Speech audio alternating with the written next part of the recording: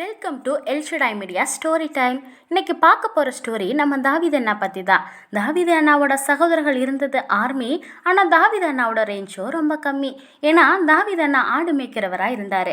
ஆனால் அதை பற்றி அவர் கவலையே படலையே. ஆடுகளை மேய்ச்சது பாதி நேரம்னா மீதி நேரம் மியூசிக் இன்ஸ்ட்ருமெண்ட் எடுத்துடுவார். இன்ட்ரெஸ்டாக இசையை போட்டுடுவார். ஒர்ஷிப்பில் மூழ்கிடுவார். ஏசப்பாவை தினமும் பாடி பழகிடுவார். அவரோட வாழ்க்கையில் ஏசப்பா தான் கிங்கு. தினமும் பாடிடுவார் ஷிப்பு சாங்கு. திடீர்னு ஒரு நாள் அந்த நாட்டை எதிர்த்து ஒரு பெரிய உருவமான கோலியாத்து வரான். அந்த கோலியாத்தை பார்த்த ஆர்மிக்கு ஆட்டம் கண்டுடுச்சு. அந்த நாட்டோட ராஜாவுக்கு டாப் டு பாட்டம் கலண்டுருச்சு. ஆனால் நம்ம தாவீது அண்ணா கொஞ்சமும் பயம் இல்லாமல் 5 கூழாங்கல்லை எடுத்தாரு. கோலியாத்துக்கு முன்னாடி வந்தார். கவனில் கல்லை வச்சாரு. கோலியாத்து நெத்தி குறி வச்சாரு. குறி பார்த்து அடித்தார். ஆனால் அடித்த டைரக்ஷனில் கோலியாத்து கீழே விழலையே. மாறா முகங்குப்புற விழுந்து போனான் அந்த கோலியாத் தம்பி.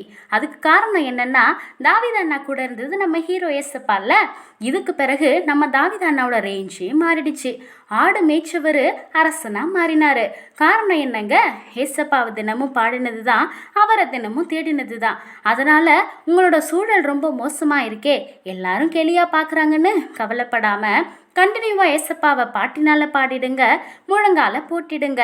உங்கள் புத்தியை தீட்டிடுங்க. வேதத்தை வாசிச்சிடுங்க. அப்புறம் உங்கள் எதிர்பார்ப்பு பலிச்சிடுங்க. உங்கள் வாழ்க்கை ஜெயிச்சிடுங்க.